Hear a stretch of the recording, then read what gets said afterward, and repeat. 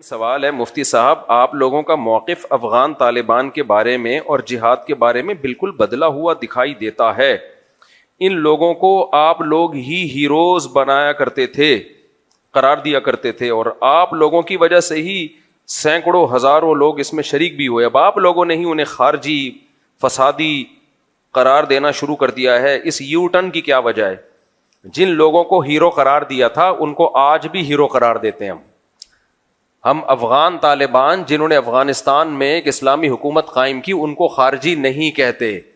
20 سال تک یہاں سے ان کے ساتھ تعاون ہوا ہے، یہاں سے لوگ گئے ہیں، شہید ہوئے ہیں۔ اب میں نام نہیں بتاؤں گا ان کے کون کون شہید ہوا، بہت ایک طویل فہرست ہے، اگر کوئی پوچھے گا تو بتا بھی دوں گا، کوئی چھپانے والی چیز نہیں ہے اس میں، لیکن سب کو پتا ہے، یہ کوئی اس کا انکار تھوڑی کرے گا۔ تو اور ان میں مفتی عبدالرحیم صاحب کے سگے بھائی 2 شہید ہوئے ہیں۔ ابھی کیا میں ڈیٹیل میں جاؤں گا تو پھر باتیں بہت، کیونکہ ابھی میڈیا پہ ہر کچھ کھل کے بیان نہیں کیا جا سکتا۔ تو بات یہ ہے، افغانستان میں کوئی ایک ریاست نہیں تھی مضبوط، ٹکڑوں میں بٹا ہوا تھا۔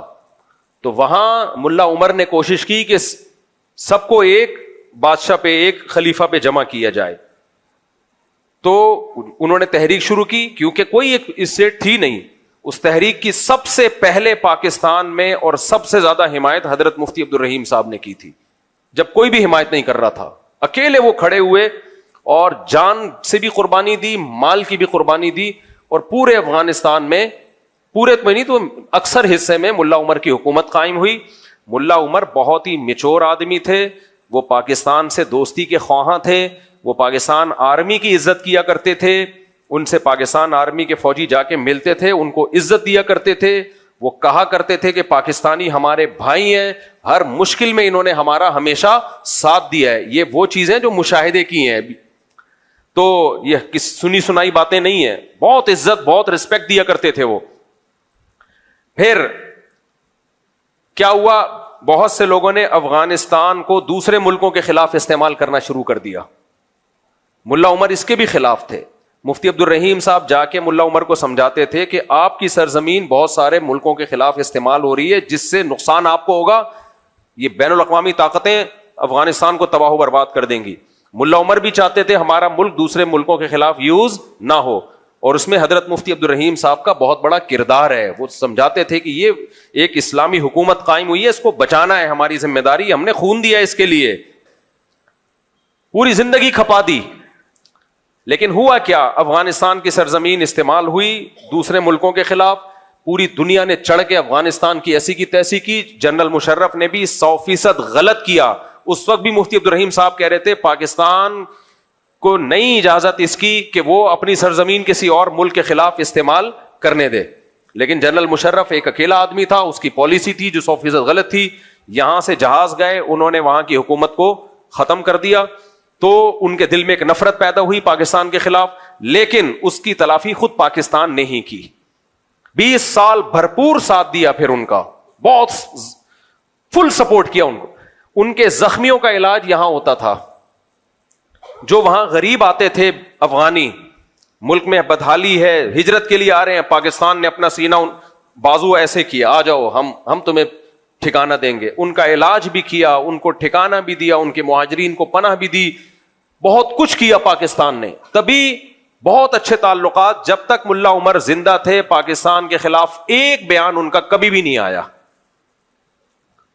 ایک بیان نہیں آیا۔ بلکہ اخبار میں نے خود ان کا بیان پڑھا، انہوں نے کہا کہ ہم تمام اسلامی ملکوں سے اپیل کرتے ہیں کہ ہماری مدد کریں۔ ان کی رائے یہ تھی کہ ہم تمام اسلامی ملکوں سے دوستی کے قائل ہیں، ہم ان سے دشمنی کے قائل نہیں ہیں، ہم نے افغانستان کا مسئلہ حل کرنا ہے تاکہ افغانستان میں جنگ ختم ہو، ایک مضبوط اسلامی ریاست قائم ہو۔ ان کا یہ ارادہ نہیں تھا ہم پوری دنیا میں اٹھ کے خلافت قائم کریں گے، نہ وہ کہتے افغانستان نے بہت لاشیں دیکھ لی ہیں، بہت موتیں دیکھ لی ہیں، ہم نے افغانستان میں ایک اسٹیٹ قائم کر کے اور اسلامی اسٹیٹ قائم کر کے امن قائم کرنا ہے۔ ان کا اخبار میں بیان کوئی پرانا نکالے، آج بھی موجود ہے، کہ پاکستان اور تمام اسلامی ملکوں کی افواج کو انہوں نے ایک اچھے لفظوں میں یاد کی ہے، صرف پاکستان کو نہیں، ہر ملک کو، ان کا کوئی پھڈا نہیں تھا۔ پھر ملا عمر کی وفات ہوئی، اس کے بعد ملا اختر منصور آئے، وہ بھی پاکستان سے بہت اچھے تعلقات کے، خواہاں تھے, پاکستان آنا جانا ہوتا تھا ان کا, علماء, سارے علماء ان کے فیور میں تھے, اب تک ہے. پھر ملا ہیبت اللہ ہیں ابھی, ان کے بارے میں بھی ہمیں یہی اطلاعات تھی کہ یہ پاکستان کے اگینسٹ نہیں ہے. آج بھی افغانستان کے جو طالبان ہیں ان میں اکثریت پاکستان کے خلاف نہیں ہے اور پاکستان سے جنگ نہیں چاہتی. ہوا یہ کہ کچھ لوگ ایسے ہیں جو سپورٹ کر رہے ہیں ان لوگوں کو جو پاکستان آرمی پہ اٹیک کر رہے ہیں اور پاکستان پہ حملے کر رہے ہیں. تو پہلے علماء نے کوشش کی ہے سلو ہو جائے, جب سلو کی تمام کوششیں ناکام ہوئی ہیں پھر فوجی آپریشن شروع ہوا ہے. روز ڈیلی بنیادوں پر 10 فوجی شہید, 11 فوجی شہید, میجر شہید, لیفٹنٹ کرنل, اتنے بڑے بڑے لیول کے آفیسر آپ کے ڈیلی شہید ہو رہے ہیں, اور یہ سارا کرتا دھرتا کہاں سے ہو رہا ہے؟ افغانستان سے. اب اگر مفتی عبد الرحیم صاحب کہہ رہے ہیں سب کچھ وہاں سے ہو رہا ہے, اس کا مطلب یہ نہیں ہے کہ وہ تحریک کو غلط قرار دے رہے ہیں یا افغانیوں کو غلط قرار دے رہے ہیں, وہ ان چند لوگوں کو غلط قرار دے رہے ہیں جو ان خارجیوں کو سپورٹ کر رہے ہیں, جو کس سے لڑ رہے ہیں؟ پاکستان آرمی سے لڑ رہے ہیں اور ہمارے ملک کا امن خراب کر رہے ہیں.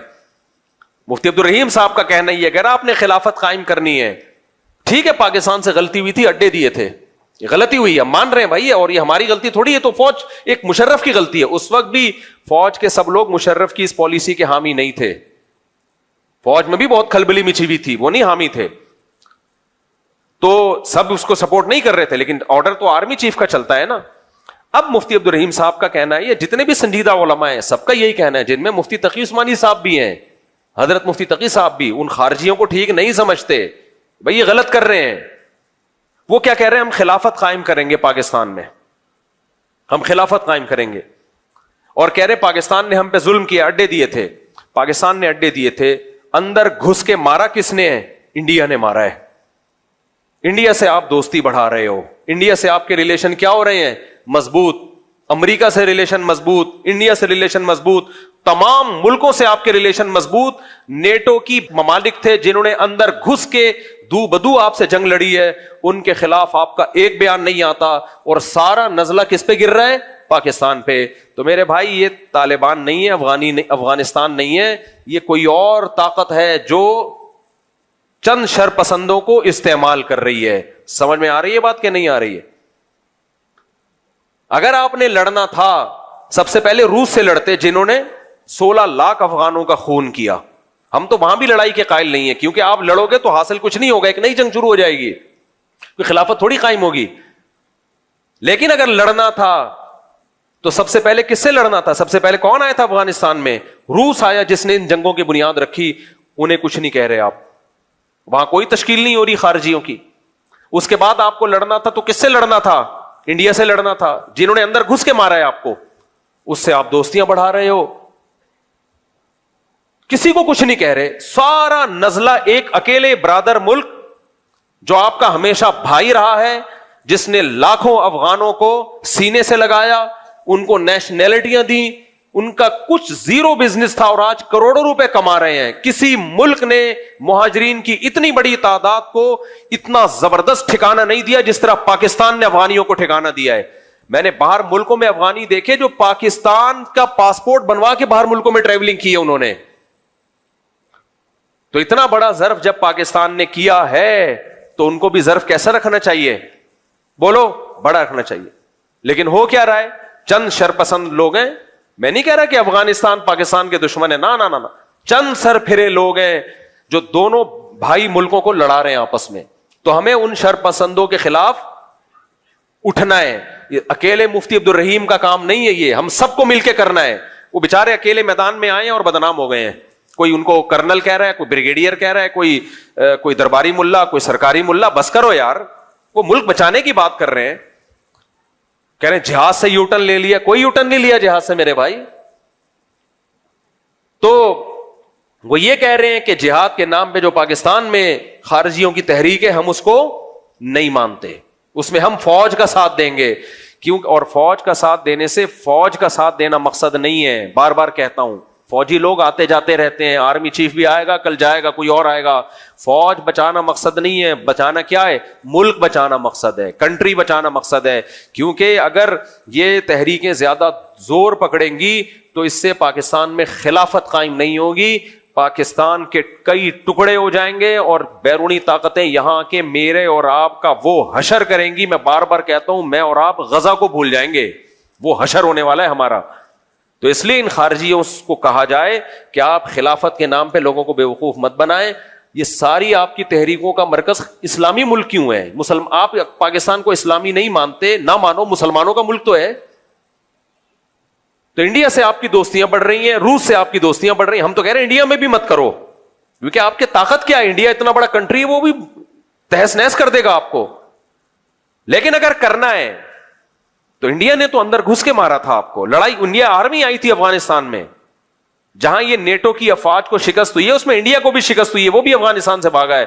ان سے آپ دوستیاں لگا رہے ہو, اور ایک اکیلا ملک جس نے آپ کو اتنی مدد کی, آپ کی ہمیشہ ہر وقت مدد کی ہے, اس سے آپ دشمنی کی باتیں کر رہے ہو, تو افسوس ہوگا کہ نہیں ہوگا؟ تو ملا عمر پاکستان میں لڑائی کے قائل بھی نہیں تھے. ڈاکٹر اسرار احمد کا بھی وہ کلپ چلا دینا, ہمارے پاس تو اس پہ بہت سارے گواہ ہیں, لیکن لوگ گواہ کو مانتے کہاں ہیں. تو ڈاکٹر اسرار احمد کی بھی آخری وقت میں ملا عمر سے ملاقات ہوئی تھی, اور ڈاکٹر اسرار کو ملا عمر نے سختی سے منع کیا تھا کہ آپ جو خلافت کی تحریک پاکستان میں چلا رہے ہیں, کبھی بھی حکومت سے تصادم نہیں کرنا, لڑائی پہ نہیں آنا. اب میں آپ سے عرض کروں گا کہ ملا عمر صاحب کا مشورہ ہمیں کیا ہے. میں نے مسجد میں بھی جو ان سے ملاقات مختصر سی ہوئی اس میں پوچھا, انہوں نے کچھ باتیں کی. انہوں نے کہا کہ اپنے اپنے ملکوں میں اقامت دین کی جد و جہد بھرپور طریقے پر آپ شروع رکھیں اور جاری رکھیں. ظاہر بات ہے ہر ملک, یہ ملک جو ہے موجود ہیں, یہ بالکل ایسے ہی ہے جیسے علامہ اقبال جو ہے امت مسلمہ کے سب سے بڑے ہدی خاں اور وحدت امت کے سب سے بڑے علمبردار, ایک وہ مسلم حرم کی پاسبانی کے لیے نیل کے ساحل سے لے کر تا بقا کے کاشغر. اس لیے ان کا یہ مشورہ جو ہے اپنی جگہ بہت صائب ہے کہ اپنے اپنے ملکوں میں پوری قوت کے ساتھ, پوری خلوص اور اخلاص کے ساتھ اقامت دین کی جد و جہد کو جاری رکھیں. دوسرا مشورہ یہ کہ علماء کرام کی رہنمائی اور ان کی آشیرواد ضرور حاصل کریں. یہ ان کا ایک بہت ہی مخلصانہ مشورہ ہے, اور میں کچھ طے کر کے آیا ہوں انشاءاللہ تعالی کہ اس کی روشنی میں, اگرچہ اس سے پہلے بھی میرا اپنا رجحان تو یہی رہا ہے, لیکن اب میں ذرا زیادہ کوشش کروں گا انشاءاللہ تعالی ملا عمر صاحب کی اس نصیحت کے پیش نظر. تیسری بات انہوں نے بتائی ہے جس سے مجھے اندازہ ہوا کہ انہیں ملک کی حالات پاکستان کے جو ہیں ان سے بھی خوب واقفیت ہے. انہوں نے کہا کہ حکومت سے تصادم کی کوئی روش اختیار نہ کی جائے. حالات جو ہیں بین الاقوامی پاکستان کے لیے جو معاملات ہیں, تو یہ تصادم حتی الامکان اس سے بچا جائے. یہ تیسرا ان کا مشورہ ہے. تو ملا عمر بہت میچور آدمی تھے, وہ کبھی بھی اس کے قائل نہیں تھے. وہ افغانستان کو فوکس کیا ہوا تھا انہوں نے, کیونکہ افغانستان میں لڑائیاں کوئی ایک حکومت بنی نہیں رہی تھی نا, تو وہ چاہتے تھے کہ کوئی ایک اسٹیبل حکومت بنے افغانستان میں, کیونکہ دھڑے تھے. جس صوبے میں جاؤ گے وہاں کا نیا والی متولی تھا. یہ ان کو پتا ہے یہ آپ کہاں سے ہیں, کوئٹہ سے ہیں, افغانستان بھی ان کا آنا جانا ہے, ان کو پتا ہے. تو ان کو میں نے نہیں بٹھایا بھائی, ابھی ویسے ہی آ کے بیٹھے ہوئے ہیں. لوگ کہتے ہیں خود ہی لا کے بٹھایا بھائی, یہ تو میں تم کو جانتا بھی نہیں ہوں. تو یہ سب کو پتا ہے کہ افغانستان میں کوئی ایک اسٹیٹ تھوڑی تھی, ہر جگہ کا ایک الگ متولی ہوا تھا, والی ہوتا تھا, بھتے بھی لے رہا ہوتا تھا, ایک ظلم کا بازار گرم کیا ہوا تھا. تو اگر وہاں بھی ایک مضبوط اسٹیٹ ہوتی جس کی پوری ملک پہ حکومت ہوتی, تو وہاں کے علماء بھی اس کے خلاف خروج کو حرام ہی کہتے, وہ بھی ناجائز کہتے. تو اس لیے وہاں ایک حکومت نہیں تھی. ملا عمر افغانستان کو فوکس کیے ہوئے تھے اور وہ چاہتے تھے افغانستان میں امن آئے. وہ تو ایران سے لڑائی کے قائل نہیں تھے. مجھے وہ دن یاد ہے جب ایران نے جنگی مشقیں شروع کر دی تھی افغانستان کے بارڈر پہ, تو ملا عمر نے ایران کے جتنے قیدی تھے افغانستان میں جو لڑائی کے دوران پکڑے گئے تھے سب کو رہا کر دیا تھا. کیوں رہا کیا تھا؟ ہم جنگ نہیں چاہتے. بہت میچور آدمی تھے وہ. اب جو کچھ ہو رہا ہے, چند لوگ طالبان کی صفوں میں ایسے گھس گئے ہیں بے وقوف قسم کے, اور وہ پیسہ مل رہا ہے ان کو, انڈیا سے بھی مل رہا ہے اور امریکہ سے بھی مل رہا ہے. تو وہ کہہ رہے ہیں کہ ہم یہاں اسلامی حکومت لائیں گے, اسلامی حکومت کے نام پہ دھماکے ہو رہے ہیں, اسلامی حکومت کچھ بھی نہیں آئے گی, بیڑا غرق ہو جائے گا. تو اس لیے ہم سب نے مل کے, افغان طالبان کی بات نہیں ہو رہی ہے, ہم سب نے مل کے ان خارجیوں کی تحریک کو روکنا ہے, اور اس میں ہم نے اپنی ہر غلط چیز میں ہم فوج کا ساتھ نہیں دیں گے. لوگ سمجھتے ہیں میں فوج کا پٹھو بن گیا ہوں. بھائی کوئی غلط چیز ہوگی ہم نے نہیں ساتھ دینا, ہم کو ٹھیکہ تھوڑی لیا ہوا ہے. لیکن جہاں ملک کی سالمیت کی بات آئے گی تو ہم کس کے ساتھ ہیں؟ پھر ہم ان جوانوں کا حوصلہ بڑھائیں گے, ان کے شہید کو شہید کہیں گے. کل ایک میجر شہید ہوا, 25 لوگ 3 دن کی لڑائی میں 25 فوجی شہید ہو گئے. پرسوں ایک لیفٹیننٹ کرنل کی شہادت کی اطلاع آئی ہے. تو یہ صحیح نہیں ہے بھائی, یہ غلط ہے, اس کا نقصان ہوگا, مجھے اور آپ کو نقصان ہوگا اس کا. اچھا, لوگ مجھے کہتے ہیں مفتی صاحب ڈر گیا. ڈرا ہوتا تو یہ باتیں نہ کر رہا ہوتا, چپ بیٹھا ہوا ہوتا. جو فوجیوں پہ اٹیک کر سکتے ہیں وہ مجھے بھی بم سے اڑا سکتے ہیں. سمجھ رہے ہو کہ نہیں سمجھ رہے؟ میں اور آپ کس کھیت کی مولی ہیں؟ بہادر ہوں اس لیے یہ بات میں نے کر دی ہے. جو چپ بیٹھے ہیں ان کے بارے میں تو خطرہ ہے کہ ڈر گئے ہیں. مفتی تقی عثمانی صاحب نے جب ان خارجیوں کے خلاف بیان کیا ہے نا, اس کے بعد ان کی سیکیورٹی اتنی سخت ہو گئی ہے, اتنی سخت ہو گئی, اتنی سخت ریڈ ہے ان کو, کیونکہ انہوں نے بھی بیان کس کے خلاف کیا تھا؟ خارجیوں. وہ تو مل کے آئے تھے پھر آ کے بیان کیا ہے. تو یہ نہیں ہے یہ سب پروپیگنڈا ہے, جہاد سے یو ٹرن لے لیا اور وہ سب, یہ ایسا کچھ بھی نہیں ہے. ملا عمر کی بات الگ تھی. اور آج بھی جو اطلاعات ہیں وہ یہ کہ طالبان میں, افغان طالبان میں میجورٹی پاکستان سے محبت کرتی ہے. وہ نہ ایران سے لڑائی کے قائل ہے, نہ پاکستان سے, نہ انڈیا سے. کہتے ہیں ہم نے اپنے ملک کو ٹھیک کرنا ہے, اسلامی حکومت قائم کرنی ہے, اور کسی سے کوئی ہماری لڑائی نہیں ہے. کچھ لوگ ہیں جن کو باہر سے پیسے مل رہے ہیں, انہوں نے افغانستان کا بھی بیڑا غرق کیا ہوا ہے, پاکستان کا بھی, اور دونوں ملکوں کو آپس میں کیا کر رہے ہیں؟ لڑا رہے ہیں. اور یہ سلو کی جتنی کوششیں ناکام ہو چکی ہیں, تبھی پاکستان آرمی نے پھر رات کو اٹیک بھی کیا ہے. کل رات اٹیک کیا ہے نا, اسی وجہ سے اٹیک کیا ہے کہ یہ تھوڑی ہم مرتے رہے آرام سے اور جو ہے وہ لاشیں گنتے رہے بیٹھ کے. ایسا نہیں ہوتا. تو عوام کو چاہیے اس چیز میں فوج کا ساتھ دے. ہر چیز میں نہیں کہہ رہا, صحیح ہے, ہر چیز میں نہیں کہہ رہا. تمہارا کوئی سیاسی اختلاف ہے, کرو 100 دفعہ بھائی. کسی بھی چیز میں سیاسی اختلاف ہوتا ہے, 100 دفعہ کرو, کس نے منع کیا ہے؟ لیکن جہاں جنگ کی بات آئے گی, جوانوں کی لاشیں ہوں گی, تو یہ بھی ہمارے ہی لوگ ہیں بھائی جو فوج میں جاتے ہیں. یہ بھی ہمارے ملک کے لوگ ہیں, مسلمان لوگ ہیں. مسلمان کوئی نہ بھی ہو, انسان تو ہے نا. تو یہ تھوڑی کہ یار اپنے ملک کے خلاف آپ کسی اور کا ساتھ دے دو تو یہ نہ تمہارے رہیں گے نہ اپنے رہیں گے. یعنی تم جب غیروں کا ساتھ دو گے تو تم یہ نہیں سمجھو کہ تمہیں عزت مل جائے گی. غیر تمہیں کبھی بھی قبول نہیں کرے گا, کچھ بھی نہیں بچے گا تمہارے پاس دشمن سے لڑنے کے لیے. اصل بات یہی ہے, انڈیا بھی عام جنگ میں تو ہار گیا, تو وہ یہاں سے اس طرح سے اس نے شروع کی ہوئی ہیں جنگیں. اعوذ باللہ من الشیطان الرجیم, بسم اللہ الرحمن الرحیم. مفتی صاحب, سب سے پہلے خصوصی آپ کو السلام علیکم. وعلیکم السلام. میں بیسیکلی بلوچستان کوئٹہ سے ہوں. یہ بھی ہے طلال. میرا نام نقیب خان ہے. ماشاءاللہ. میرے پہلے سوال نہیں, سب سے پہلے آپ سے گلہ ہے جی. آپ ہمارے بلوچستان اور کوئٹہ میں کیوں نہیں آتے ہیں؟ جی جی. دوسرا ایک سوال یہ ہے کہ ہمارا بلوچستان میں قبائلی دشمنیاں بہت روز پر روز بڑھ رہی ہے. مطلب یہاں تک کہ سال میں 200 بندے بھی ایک خاندان کے مر جاتے ہیں. ہمارے علماء اکرام اس پہ کیوں کردار نہیں ادا نہیں کرتے ہیں؟ اور آخری بات, آپ کے بغیر, ملاقات کے بغیر ہم نہیں جائیں گے. جی جی ضرور ملاقات کریں گے آپ سے. کہہ رہے ہیں بلوچستان میں بدامنی ہے, حکومت کو ایکشن لینا چاہیے. علماء اس کا کردار ادا نہیں کر رہے ہیں. بڑے بڑے مفتی ہے. دیکھیں, لڑنا تو فوج کا کام ہے, حکومت کا کام ہے ایکشن لینا. علماء تو آواز اٹھا سکتے ہیں, تو اٹھا رہے ہیں سوشل میڈیا پہ. شریعت کے طور پر مفتی صاحب. جی جی بالکل, شریعت میں ایسا ہی ہے نا کہ جو حکومت, دیکھو اس کی اصل ذمہ داری تو گورنمنٹ ہی کی ہوتی ہے. پہلی بات, جنرل مشرف نے جو بگٹی کو نشانہ بنا دیا تھا, اصل فساد تو وہاں سے شروع ہوا تھا. پاکستان میں بہت سارے فسادات کی بیج, یہ جو جامعہ حفصہ کا مسئلہ اٹھا ہے, دیکھیں جنرل ہمارے علماء جب گئے تھے نا, اس وقت جو وزیر اعظم تھے, شوکت عزیز نام تھا, کیا تھا وزیر اعظم؟ شوکت عزیز. ان کو لوگوں نے پیار سے شارٹ کٹ عزیز بھی کہتے تھے, کیونکہ وہ بھی امپورٹڈ وزیر اعظم تھے. لا کے بلا کے شناختی کارڈ بھی سنا ہے, نیا نیا بنا کے ٹھک کر کے بٹھا دیا. تو ہمارے علماء اس وقت شوکت عزیز کو کہتے تھے شارٹ کٹ عزیز, یعنی بہت شارٹ کٹ راستے سے پاکستان کی نیشنلٹی بھی دی گئی, تھاپ کر کے وزیر اعظم کی کرسی پہ بٹھا دیا گیا. یہ بھی سسٹم کے تحت ہوا تھا. اب ہوا یہ تھا کہ مولانا عبدالعزیز صاحب نے تو بم توپے, جو بھی میزائل توپے تو نہیں, خیر بم جو بھی رکھے ہوئے تھے فوج کے خلاف لڑنے کے لیے, وہ تو میں خود ان کے خطوط میں نے پڑھے. میں اب جامعہ حفصہ کا ٹاپک ختم کر رہا ہوں, زیادہ نہیں اس کو چھیڑیں. اب ہوا یہ تھا کہ یہ سب لوگ لے کے بیٹھے ہوئے تھے اندر, فدائی حملے کے لیے بچیاں بھی لے کے بیٹھے ہوئے تھے. اب جب فوج نے گھیرا ہے, علماء گئے مذاکرات کے لیے. مفتی محمد صاحب جامعۃ الرشید کے, حضرت مفتی تقی عثمانی صاحب, یہ مذاکرات کامیاب ہو چکے تھے. وزیر اعظم نے کہا کہ سب کو باعزت رہا کیا جائے گا, ناکہ بندی کی جائے گی. اتنے تو ہو گیا, جو سرنڈر کرے اس کو چھوڑ دو. تو جن بچیوں نے, جن لوگوں نے بھی سرنڈر کیا, ان سب کو چھوڑ دیا. لیکن کچھ لڑاکا لوگ اندر رہ گئے تھے, لڑاکا.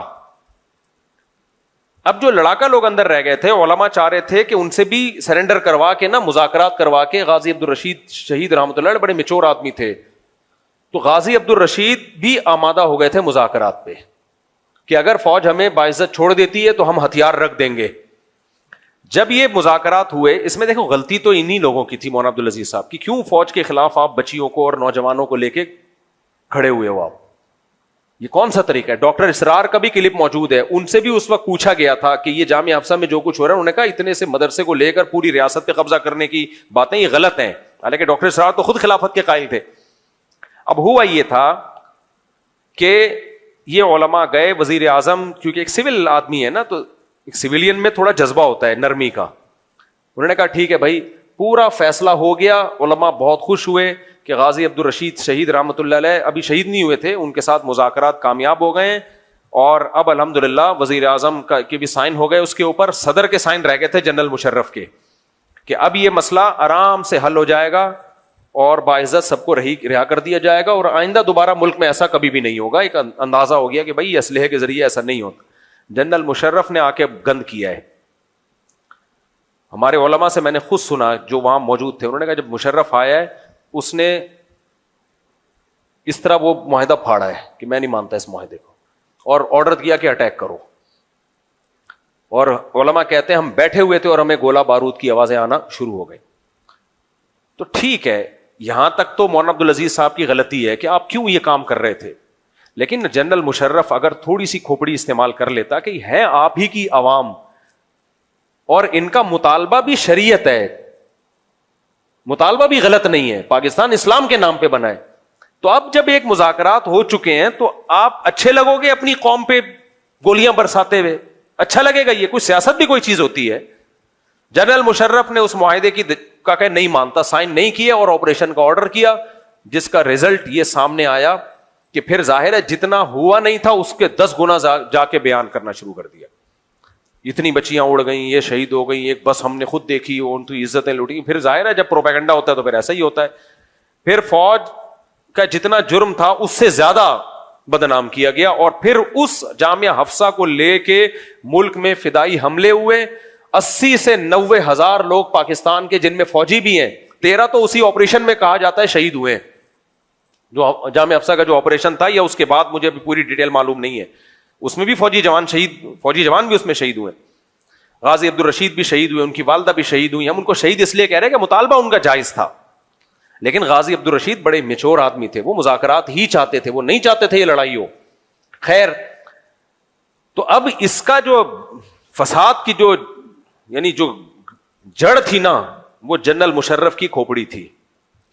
وہ تھوڑا سا قوم کو ساتھ لے کے چل لیتا، عزت دے دیتا.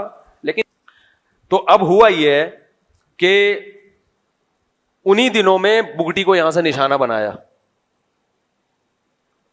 بھائی بلوچ لوگوں کا وہ ایک ہیرو سمجھا جاتا تھا، سردار سمجھا جاتا تھا. آپ ان کے ساتھ قوم کو ساتھ لے کے چلتے، اسی کے بعد سے بلوچستان میں یہ سب کچھ. میں فیور نہیں کر رہا جو فوج پہ اٹیک ہو رہا ہے بلوچستان میں، قطعاً نہیں، میں ان لوگوں کے ساتھ نہیں ہوں. کسی بھی ملک میں، ریاست میں فوجی گاڑیوں پہ اٹیک ہونے والے باغی کہلاتے ہیں، خارجی کہلاتے ہیں، اس کے ہم فیور میں نہیں ہیں. لیکن جنرل مشرف کی پالیسیاں اس ملک کے لیے ناسور ثابت ہوئی ہیں، جس کو آج تک ہم بھگت رہے ہیں. پاکستان بالکل 100% سودی نظام ختم ہو جانا تھا پاکستان میں. حضرت مفتی تقی صاحب فیصلہ کر چکے تھے، سپریم کورٹ کا فیصلہ آ چکا تھا، وفاقی شرعی عدالت کا فیصلہ آ چکا تھا. اب جب امپلیمنٹ کے لیے جا رہے تھے، جنرل مشرف نے ڈنڈے کے زور سے مفتی تقی عثمانی صاحب کو وفاقی شرعی عدالت کے جج ہونے کی حیثیت سے ہٹایا. دوسرا جج اپنی مرضی کا لا کے رکھا، اور اس نے اس سود کے خلاف جو فیصلہ آیا تھا وفاقی شرعی عدالت کا، اس کو پینڈنگ میں ڈال دیا. تو یہ گڑبڑ بھی کس نے کی ہے؟ جنرل مشرف نے کی ہے. تیسرا جو جنرل مشرف نے ایک اور کام کیا، عدالتی خلا، جو فیملی سسٹم کو تباہ و برباد کر دیا. اس نے ایک سرکولر جاری کروا دیا سپریم کورٹ کے ذریعے کہ جو عورت جب بھی، یعنی قانون میں ایک شک ڈلوا دی کہ عورت جب بھی کوئی کورٹ میں جائے گی، کوئی معقول وجہ ہو یا نہ ہو، جب بھی عورت کورٹ کے پاس جائے گی، کورٹ اس کو خلا کی ڈگری تھمانے کی پابند ہے. اس وقت کے بعد سے آج اس کے جو سائیڈ افیکٹ آنا شروع ہے ہماری سوسائٹی میں، یہ سیاہ کارنامہ بھی کس کا ہے؟ جنرل مشرف کا. میں مانتا ہوں کچھ اچھے کام بھی کیے ہیں کراچی میں، ڈیولپمنٹ کا کام کیا، لیکن کچھ اچھے کام کر کے آپ کے جو سیاہ، جو بڑے بڑے سیاہ کام کیے ہیں وہ سیاہی سفید نہیں ہو سکتی. تو اب پوری فوج بھگت رہی ہے اس کے سیاہ کارناموں کو، پوری آرمی بھگت رہی ہے. لوگ ان آرمی کے جوانوں کو بھی برا بلا کہہ رہے ہیں، بھائی ان کو مت برا بلا کہو یار، یہ ہمارے ہیروز ہیں. تو یہ بھی ایک وجہ ہے جو حضرت آپ جو وجہ بنی ہے نا.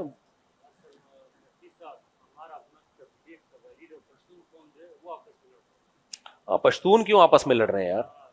ایک تو پٹھان گوشت کھاتا ہے نا، یہ دشمن سے نہ لڑے تو آپس میں لڑتا ہے، یہ اس کے ساتھ بڑا مسئلہ ہے. یہ تو بڑا غلط ہے. پٹھانوں کے جو خون ہے نا اس میں لڑائی ہے. یہ دشمن سے نہ لڑیں تو آپس میں ہی کوٹنا پوٹنا شروع کر دیتے ہیں ایک دوسرے کو. ہمارے حضرت ایک واقعہ سنایا کرتے تھے کہ اب میں کیا کروں، میں تو میرے ہاتھ میں نہیں ہے میرے بھائی. کوئٹہ تو میں کئی بار جا چکا ہوں، میرے بیانات ہوئے ہیں، پھر آئیں گے انشاءاللہ. کوئٹہ تو کوئٹہ ہے یار. تو ہمارے وہ حضرت ایک واقعہ سنایا کرتے تھے وزیرستان کا، کہ کراچی سے ایک مہمان چلا گیا وزیرستان گھومنے کے لیے، کسی وزیری کا مہمان تھا وہ. تو وزیرستان کا جو پٹھان تھا اس نے کہا چلو تمہیں گھماتا پھراتا ہوں. اس کو گھمانے کے لیے بہت لانگ راستے سے لے کے جا رہا ہے، لمبے راستے سے، شارٹ کٹ سے نہیں. اس نے بولا یہ تو ادھر جانا ہے، شارٹ کٹ سے کیوں نہیں؟ تو اس نے بولا خو ادھر ہمارا دشمن ہے، ٹکان کرے گا، مارے گا. اب یہ ڈرنے لگا، بے یار یہ تو بڑا مسئلہ ہے، ادھر تو دشمنیاں چل رہی ہیں تو بندہ مار دیتے ہیں. تو اس نے جب کراچی کے بندے کو دیکھا نا کانپ رہا ہے، اس نے بولا خوف مت کرو، ڈرو مت، وہ ہمارا ایک مہمان مارے گا، خدا قسم اس کا 10 مہمان مارے گا. یہ تو بے ہوش ہو گیا. بولے بھائی تو اس کا 20 مہمان مار، 40 مہمان مار، میں تو گیا نا میں تو گیا نا. تو یا تو بھائی گوشت کھانا چھوڑ دو، گوشت کھانا چھوڑ دو. ہمارے حضرت مفتی رشید احمد صاحب کہا کرتے تھے جو گوشت کھاتا ہے نا، گوشت کھاتا ہے، اس کو چاہیے پھر جہاد کا رخ صحیح سمت میں رکھے. وہ اگر وہ صحیح سمت میں نہیں رکھے گا پھر آپس میں لڑے گا. تو یا تو گوشت چھوڑ دے یا صحیح جگہ لڑے پھر وہ جا کے.